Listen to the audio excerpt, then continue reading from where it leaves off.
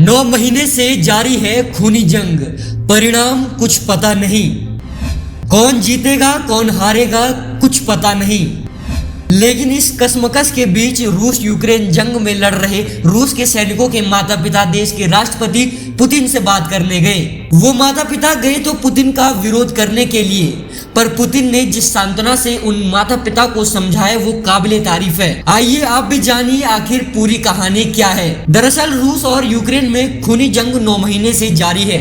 इसी बीच शुक्रवार को रूस के राष्ट्रपति व्लादिमीर पुतिन ने 17 रूसी सैनिकों के परिवारों से मुलाकात की। इस दौरान पुतिन ने शहीद हुए एक जवान की मां से कहा, कुछ लोग वोदका से मर रहे हैं और उस पर किसी का ध्यान नहीं जाता, लेकिन आपका बेटा देश के लिए शहीद हुआ है। पुतिन ने सांत्वना देते हुए कहा कि मैं आपका दर्द समझ सकता हूं, संतान को खोने से बड़ा दर्द और कुछ नहीं हो सकता। सैनिकों की माओं से मुलाकात के दौरान पुतिन ने कहा कि हम आपके दर्द को समझ रहे हैं। एक मां की जिंदगी में उसके बेटे की जगह कोई नहीं ले सकता। पुतिन ने इस मीटिंग में 17 सैनिकों की माओं से मुलाकात की थी।